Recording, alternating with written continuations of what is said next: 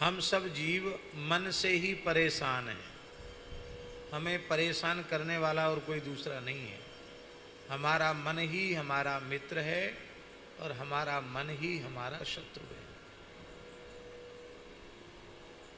ये बंधन और मोक्ष का कारण भी मन ही है। मन एव मनुष्याणाम कारणम बंध मोक्षयो। जब यह मन शरीर संसार में अनुरक्त हो जाता है तो बंधन होता है। जब यह मन भगवान में अनुरक्त हो जाता है तो मोक्ष होता है।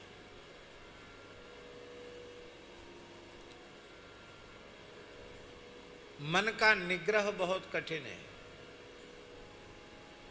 अर्जुन जैसे महापुरुष जो देवराज इंद्र की सन्निधि में बैठकर अनिंद्य सुंदरी नारायण जंगोद्भवा उर्वशी के नृत्य गान को देखकर भी जिनका मन चंचल नहीं होता और एकांत में उसी उर्वशी के द्वारा प्रणय की याचना करने पर जो कुरुकुल की जननी कहकर उसके चरणों में प्रणाम करते हैं, 1 वर्ष तक नपुंसक होने का साफ स्वीकार कर लेते हैं, किंतु जिनका मन इतना अविचल है कि जिनका मन किसी भी परिस्थिति में डिगता नहीं है, उन अर्जुन ने भगवान श्री कृष्ण से गीता में कहा, चंचलम ही मनः कृष्ण प्रमाथि बलवद दृढ़म तस्याहम निग्रहम मन्ये वायोरिव सुदुष्करम। हे कृष्ण, यह मन चंचल है। इंद्रियों को मन को मथ देने वाला है। जितने बलवान हैं उनमें सबसे बलवान है मन, बलवत। स्वामी जी हमारे यहाँ भी लोक व्यवहार में एक मन एक नाप तौल भी है, नाप भी है मन। तो कितने शेर का मन होता है? 40 शेर का मन होता है। एक शेर में कितनी ताकत होती है? अकेला ही जंगल का राजा होता है। तो 40 शेरों के जितनी ताकत एक मन में होती है। बस मन सोच ले तो कुछ भी कर सकता है। 40 शेर का एक मन होता कि नहीं? तो एक मन में कम से कम 40 शेरों की शक्ति है। दृढ़म, इतना मजबूत है, इतना दृढ़ है ये मन। कोई कहता है इसको पकड़ लो, कोई कहता है इसको बांध दो, कोई कहता है इसको चूर चूर कर दो, मन को मिटा दो, मार दो, लेकिन न काटे कटे, न मारे मरे, न जलाए जले। ये दृढ़म बड़ा मजबूत है। हमको तो ऐसा लगता है, अर्जुन कह रहे हैं कि जैसे वायु को कोई मुट्ठी में बंद नहीं कर सकता, ऐसे ही मन का निग्रह बहुत कठिन है। अर्जुन ने इस प्रश्न को बहुत महत्व दिया, बहुत सजा धजा करके प्रस्तुत किया, लेकिन भगवान ने इस प्रश्न की उपेक्षा की और बड़े हल्के में उत्तर दिया। भगवान ने कहा कुछ कठिन नहीं है। क्या कठिन है? तुम इतना महत्व दे रहे हो मन के निग्रह का, कोई कठिन नहीं है। अभ्यासेन तु कौन्तेय वैराग्येण च गृह्यते। इसी को पातंजलि योग सूत्र में कहा गया, अभ्यास वैराग्याभ्याम तन्निरोधा। अभ्यास और वैराग्य से मन का निरोध हो जाता है। हम आपको क्या कहें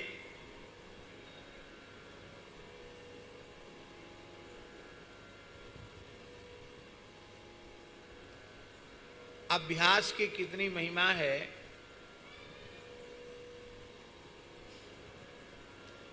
हमारे पूज्य गुरुदेव श्री पहाड़ी बाबा महाराज ने हमको कुछ एकांत में बैठने का साधन दिया था, और जो भी उन्होंने बताया था उसको दास करता था। ज़्यादा देर का साधन नहीं था, 1-1.5 घंटे का साधन था। उसके बाद मन की वृत्ति ऐसी हो जाती थी कि हम उसका शब्दों में वर्णन नहीं कर सकते। मन एकदम अंतर्मुख हो जाता।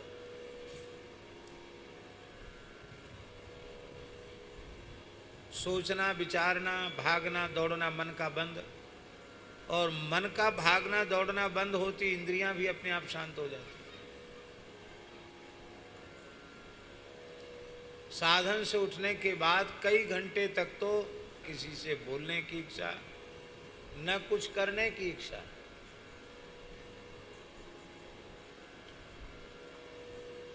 आहार भी बहुत कम हो गया और निद्रा भी बहुत कम हो गई।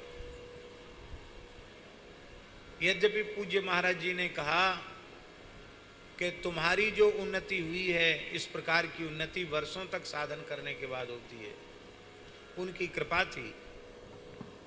ये बात हम इसलिए स्मरण कर रहे हैं कि यह केवल पुस्तक में पढ़ी हुई बात नहीं है, अनुभव की हुई बात है। अभ्यास से मन का निरोध हो जाता है।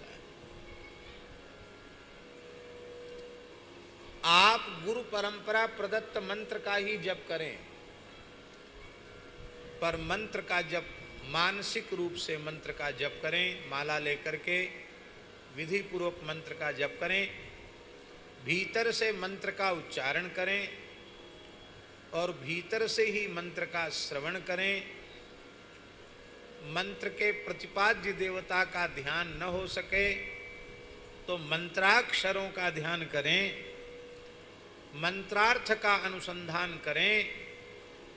इस प्रकार से यदि आप मंत्र का जप करें तो थोड़ा समय अधिक तो लगता है, लेकिन हम आपको निश्चय पूर्वक कह सकते हैं कि जो लोग कहते हैं कि महाराज माला लेती मन इधर उधर भागता, वो आप एकदम झूठी है। आप ऐसे भजन करो, देखो मन कहाँ भागता है, कहीं भाग के नहीं जाएगा मन।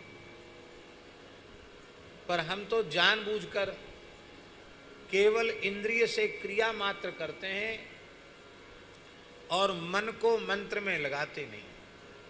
हमारे महापुरुषों ने, स्वामी जी कहा, 3 मकार को एक करके जपो तो मन भाग के नहीं जाएगा। ये तो है मन का, इसको क्या कहते हैं, दाने को क्या कहते हैं, मन का। इसमें भी माँ है, मंत्र में भी माँ है और मन में भी माँ है। मन, मंत्र और मन का, इन तीनों मकारों को एक करके जपो। आओ शास्त्री जी।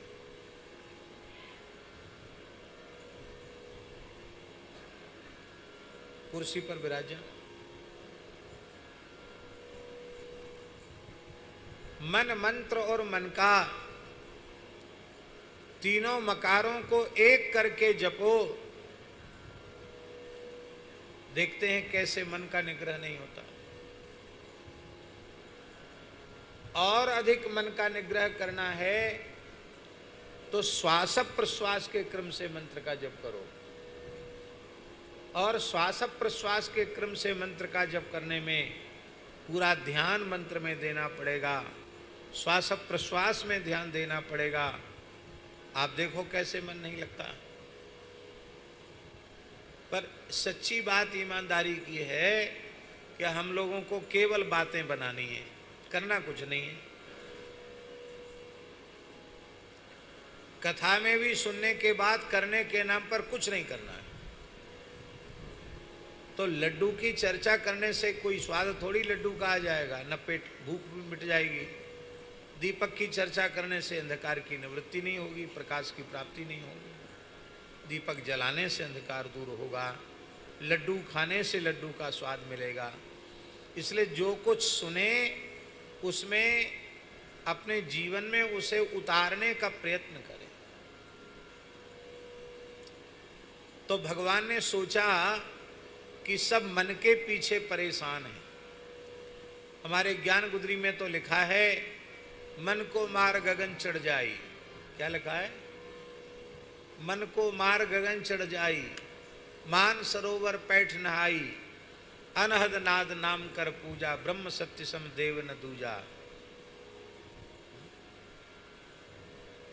तो ये मन मरता है नहीं। एक जगह लिखा है ज्ञान गुदरी में, मन मृगछाला तनकर राखी। मृग चर्म पर बैठ करके महात्मा लोग भजन करते हैं।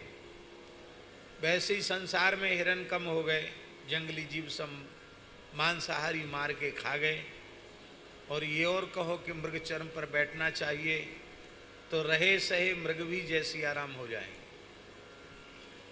इसलिए जहाँ महात्माओं के यहाँ परंपरा से कोई वस्तु पहले की सुरक्षित है तो उसका उपयोग वो लोग करते हैं।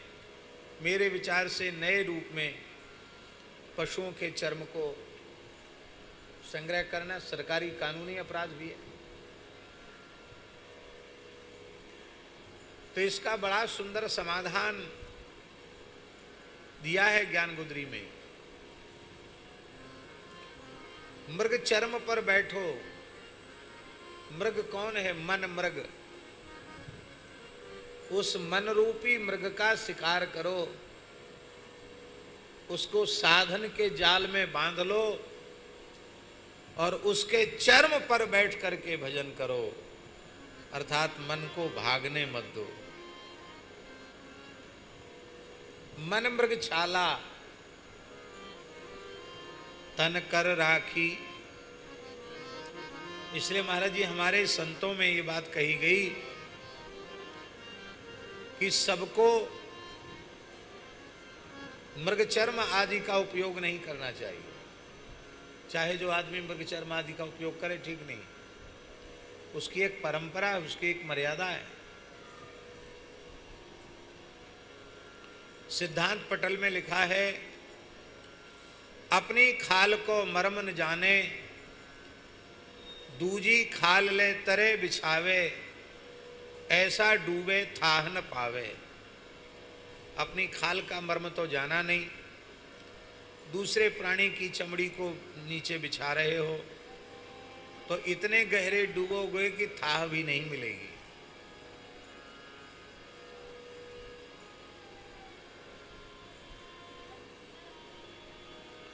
प्राचीन काल में महात्मा लोग व्याघ्र चर्म या मृग चर्म पर इसलिए बैठकर भजन करते थे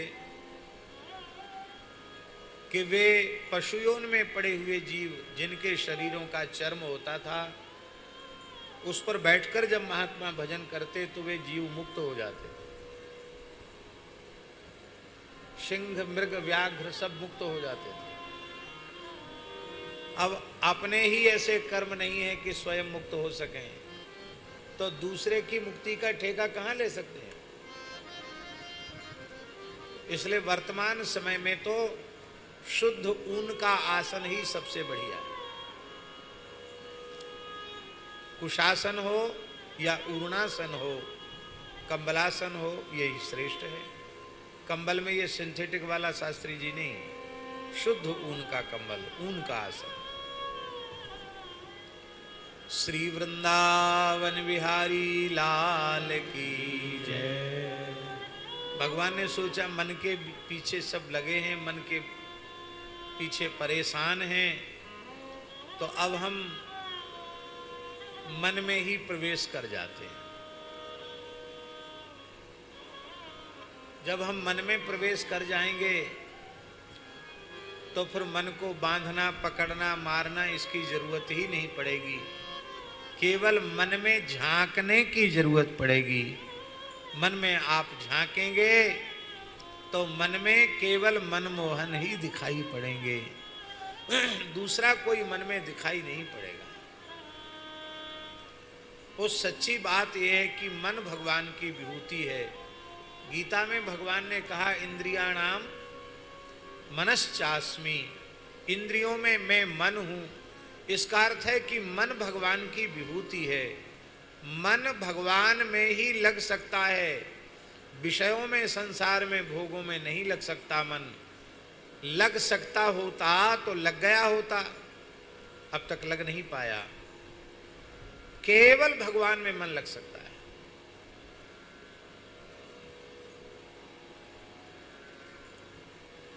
संसार के उत्तम से उत्तम रूप में आपका मन लगा, और जिस रूप में आप आसक्त हो रहे हैं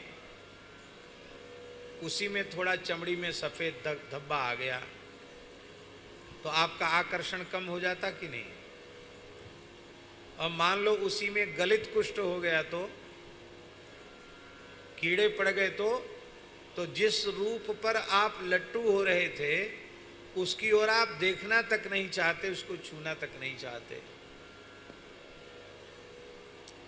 अथवा चलो यह भी न हो तो संसार के रूप में मन आपका कहां तक लगेगा? बुद्ध भगवान का मन वैराग्य के भावों से भर गया था, तो उनके भीतर राग जगाने के लिए उनके पिता ने, यशोधन ने, महाराज ने बड़ी बड़ी सुंदरी नर्तकियों को बुलाया, और वे सुंदरी तो थी ही, और बड़ा सुंदर श्रृंगार उन्होंने किया था। ताल मूर्छना से युक्त होकर के उन्होंने बड़ा सुंदर गायन किया, बहुत सुंदर नृत्य किया, और बुद्ध भगवान उदासीन भाव से बैठे रहे। अंत में वे नाचती गाती थक गई और वहीं सो गई। पर बुद्ध जग रहे थे, क्योंकि वैराग्य की अग्नि उनके भीतर प्रज्वलित हो उठी थी। तो उनके सोने के बाद उन्होंने देखा कि अरे, जो रूप थोड़ी देर पहले बड़ा आकर्षक लग रहा था वो कहाँ चला गया? इन सुंदरियों के मुंह से लार बह रही है, किसी की नाक बह रही है, किसी की लार बह रही है, शरीर से पसीना हो रहा है, शरीर में दुर्गंध आ रही है, और जो कुछ रंग रोगन अपने चेहरे पे लगाया था वो सब धुल गया है, श्रृंगार बिगड़ गया है, आँख का काजल फैल गया है। तो अब वो सुंदर नहीं लग रही हैं, विकृत स्वरूप वाली लग रही है। ये सौंदर्य है क्या महाराज जी? मलमूत्र के अतिरिक्त और कुछ भी नहीं है। आपकी मलमूत्र पर आसक्ति होती है क्या? फिर संसार की सुंदरता पर आप लट्टू क्यों होते हैं? क्योंकि आप उसके वास्तविक स्वरूप का अनुसंधान नहीं करते। संसार के समस्त रूपों को मलमूत्र मानो तो संसार का कैसा भी रूप आपके सामने क्यों ना आ जाए, आपके मन में उसकी ओर आकर्षण उत्पन्न नहीं होगा। मलमूत्र के प्रति भला किसी का आकर्षण होता है?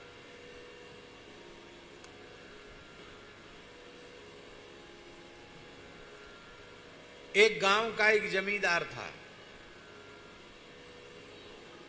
ठाकुर था, रुआब था उसका, बड़ा जमींदार था, धनी मानी व्यक्ति था, चरित्र से भी दूषित था, कमजोर था, गिरा हुआ था। गांव में एक ब्राह्मणी निवास करती थी। दुर्भाग्य से उसके पहले सास ससुर मर गए, फिर पति की मृत्यु हो गई। अब वह अपने घर में अकेली बची। एक दिन वह जमींदार टहलने जा रहा था तो उस रूपवती विधवा ब्राह्मणी पर उसकी दृष्टि पड़ गई। विषयी कामी लोलुप तो था ही, उसका मन उसमें आसक्त हो गया। एक दिन वह सज धज करके एकांत अवसर में उसी ब्राह्मणी के यहाँ पहुँच गया और प्रस्ताव करने लग गया कि क्यों इतना कष्ट पा रही हो, न तुम्हारे बढ़िया से खाने पीने की व्यवस्था है, न कोई आगे पीछे है, चलो ना हमारे हवेली में, राजरानी बनाकर रखूंगा, चलो हमारे यहाँ। ब्राह्मणी थरथर कांप गई, क्योंकि वह तो बड़ी पतिव्रता थी और बड़ी तपस्विनी थी, भगवत भक्ता थी। मन में विचार करने लगी, इस गांव को छोड़कर मैं भला कहाँ जाऊंगी, और इस दुष्ट के मन में मुझे प्राप्त करने का संकल्प उत्पन्न हो गया है। तो मन ही मन उसने भगवान की शरण ग्रहण की, और भगवान तो ददामि बुद्धि योगम तम ये न माम उपयांति ते, भगवान ने बुद्धि योग दे दिया। और उसने कहा कि देखो, तुम यहाँ बार बार आओगे, सबके सामने आओगे, तो तुम्हारी बदनामी और हमारी भी बदनामी, और तुम हमको अपने घर में रख लोगे तो और ज़्यादा तुम्हारी बदनामी होगी। मेरी तो होगी सो होगी, तुम्हारी और अधिक बदनामी होगी। इसलिए बढ़िया उपाय ये है कि मेरा घर सूना रहता है, कोई रहता तो है नहीं, तो आज नहीं आज मैं आपसे मिलने की स्थिति में नहीं हूं, 2 दिन बाद आप यहां आ जाना, रात्रि के समय में आना, अकेले आना। कह दिया और वह चला गया जमींदार।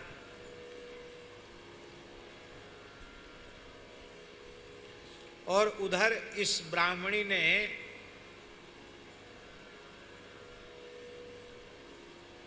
जमाल गोटा खा लिया, दस्तावर दवाई खा ली, और बार बार पानी पिए, बार बार मल त्याग करे। एक उसके घर में बड़ी सुंदर पीतल की नाद थी, नाद जानते ना, बड़ा बड़ा बर्तन, उसको बढ़िया से मांज करके चमका दिया सोने जैसा, और जब मल त्याग की इच्छा हो तो उसी में मल त्याग करे। कम से कम 100 बार मल त्याग किया होगा उसने। पानी पियो फिर मल त्याग, पानी पियो फिर मल त्याग। उस नाद को मलमूत्र से भर दिया, और ऊपर से बहुत बढ़िया चमकदार गोटादार चूनरी उड़ा दी, और इतना अधिक मल त्याग होने से वो तो एकदम बेहोश पड़ी थी। अब न बोल सकती थी, न उठ सकती थी, न चल सकती थी, एकदम मरणासन्न स्थिति में पड़ी थी। मक्खियां भनभना रही थी, दुर्गंध आ रही थी घर में। उस जमींदार ने प्रवेश किया कि अरे क्या हो गया, 2 दिन पहले मैं आया था तो कुछ दूसरा नज़ारा था, अब तो बिल्कुल, देखा तो वो बेचारी ऐसी पड़ी हुई है। जमींदार ने कहा कि अरे तुमको क्या हो गया? कहा बस अब मैं मरने वाली हूं। अरे हो क्या गया, बताओ तो सही। तो उसने कहा कि कुछ नहीं हुआ। क्या हुआ? तो जमींदार ने कहा हुआ तो जरूर है कुछ न कुछ। 2 दिन पहले जो तुम्हारा रूप था वो कहाँ चला गया? अकस्मात तुम्हारा शरीर ऐसा हो गया, तुम्हारा चेहरा पक पीला पड़ गया, आंख भीतर को घुस गई, दांत बाहर निकल आए, अब बोला भी नहीं जा रहा है, क्या हो गया? तो उस देवी ने कहा कि मैंने अपने रूप को नाद में रख दिया है, रूप का त्याग करने से मेरी ये दशा हुई है। उससे बड़ा आश्चर्य हुआ कि रूप भी ऐसी वस्तु है जो नाद में रखी जा सकती हो। तो नाद को देखा तो बड़ी सुंदर सोने जैसी चमक रही थी नाद, ऊपर से चूनरी ओढ़ी हुई थी। जैसे ही चूनरी उठाई उसमें मलमूत्र बजबजा रहा था, उसको देख करके वो एकदम घृणा से भर गया। तब उस ब्राह्मणी ने कहा अरे जमींदार ठाकुर साहब, जिस रूप के आकर्षण के कारण तुम घोर नरक में जाने का रास्ता तय कर रहे थे, वह रूप मलमूत्र के अतिरिक्त और कुछ भी नहीं। 2 दिन पहले तुमने हमारा रूप देखा था, अब हमारा रूप नाद में रखा है, इसको प्राप्त कर लो। इतना सुनते ही उस जमींदार के मन में वैराग्य हो गया, समझ गया कि मलमूत्र के अतिरिक्त कोई रूप नहीं है। और उस जमींदार ने अपना मस्तक उस ब्राह्मणी के चरणों में रख दिया और कहा, माता, आज से तुम हमारी गुरु हुई और तुम जैसे भजन साधन करती हो वही उपाय हमको भी बताओ, जैसे मैं अपने इस पापी जीवन को पवित्र कर सकूं। और कहते हैं उस ब्राह्मणी ने उसको नाम जप की आज्ञा दी और उस जमींदार के जीवन में परिवर्तन हो गया। जहां कहीं की भी यह घटना हो, इससे हमको यह तो समझ लेना चाहिए कि मलमूत्र के अतिरिक्त रूप नाम की कोई वस्तु नहीं। महाराज जी, चमड़ी का सौंदर्य है, ये चमड़ी निकाल दो कितना खराब लगेगा आदमी। मलुकदासी महाराज कहते हैं,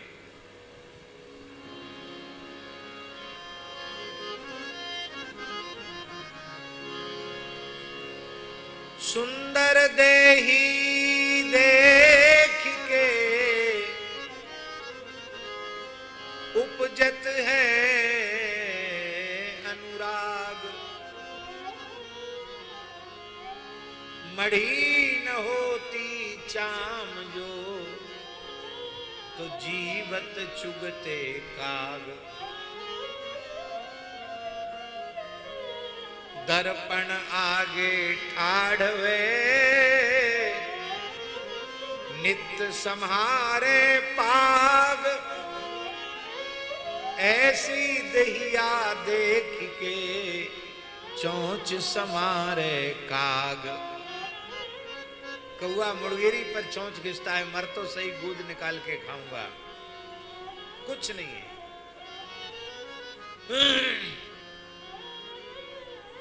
भगवान आदि शंकराचार्य कह रहे हैं, नारी स्तन भर नाभि देशम, नारी स्तन भर नारी दृष्ट्वा माया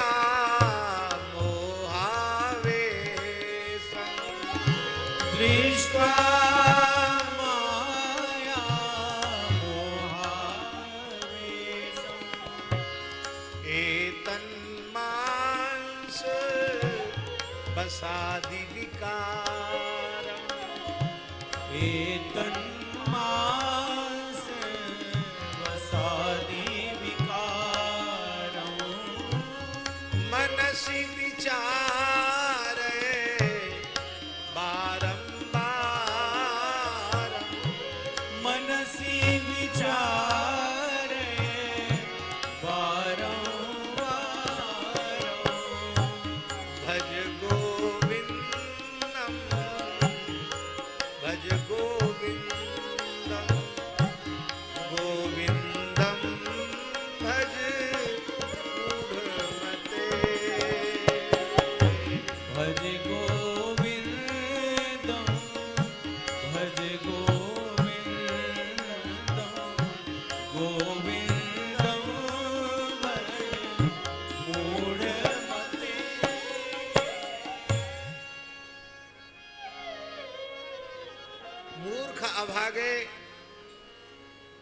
विषयी कामी लोलुप पुरुष कहते हैं कि हम तो तुम्हारी हंसी पर बिल्कुल न्यौछावर हो गए हैं। हम आपसे पूछते हैं, हंसी है क्या? मदालसा माता कह रही है, हासोस्थि संदर्शन मक्ष युग्मम अत्युज्वलम यत् कलुषम वसाया।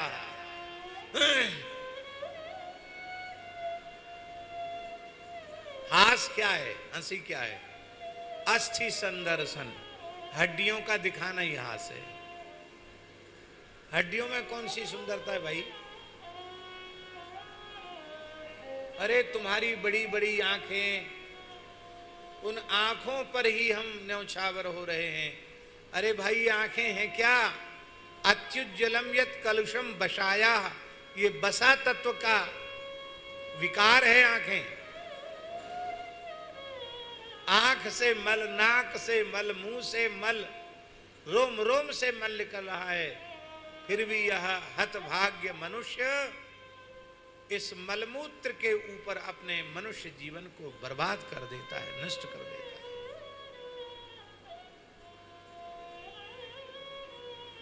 वैराग्य से मन का निरोध हो जाता है।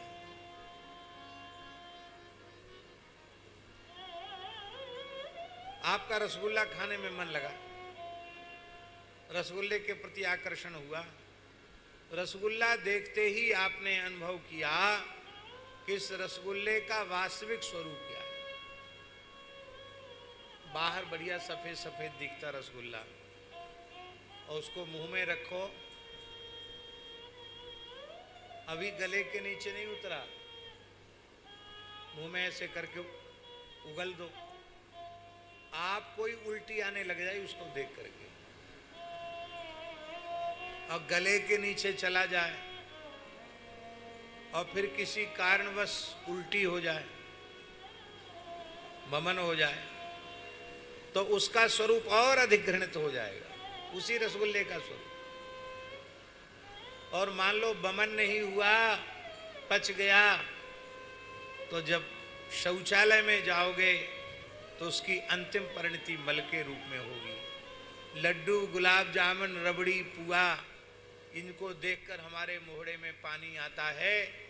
इसी में हम मुख में इनका स्वरूप क्या होगा, गले के नीचे उतरने पर इनका स्वरूप क्या होगा, और फिर वमन के रूप में इसका स्वरूप क्या होगा, और अंतिम परिणति इसकी मल के रूप में होने वाली है। ऐसा हम यदि अनुभव करें तो बढ़िया से बढ़िया मिठाई 56 भोग सामने रखे रहें, पर मुंह में पानी नहीं आएगा, खाने का लालच उत्पन्न नहीं होगा। प्रत्येक वस्तु ऐसी ही, हर चीज का वास्तविक स्वरूप की उसकी तह तक जाओ आप, कुछ नहीं मिलेगा।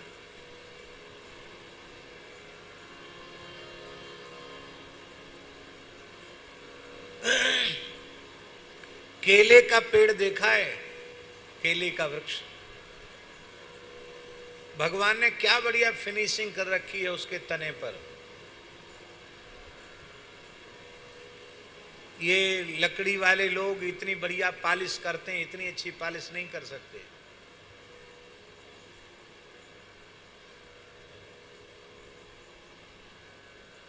पर उस केले को छिलके पर छिलका उतरता चला जाएगा, सार कुछ नहीं मिलेगा, चमक केवल व्यर्थ की चमक है, और ऊपर वाली चमक से भीतर वाली चमक और ज्यादा है, लेकिन वो भी सार ही नहीं, उसके भीतर भी सार नहीं।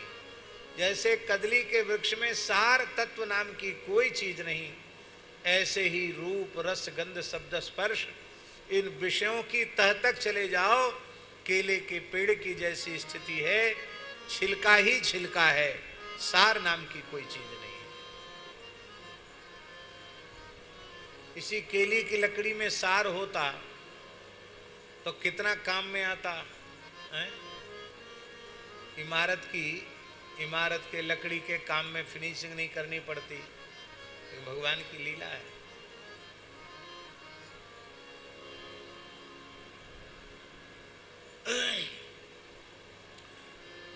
मन का लगना वहां माना जाएगा जहां लगने के बाद मन लौट कर नहीं आता है। इस लौकिक पारलौकिक भोगों में उत्कृष्ट से उत्कृष्ट रूप, रसगंध, शब्द, स्पर्श की ओर मन जाएगा, किंतु वहां अधिक समय तक ठहर नहीं सकेगा, अंत में लौटकर वहां से आ जाएगा, हट जाएगा। केवल भगवान ऐसे हैं जिन भाग्यशाली जीवों का मन उन भगवान में लग गया, फिर वहां से लौट कर नहीं आता।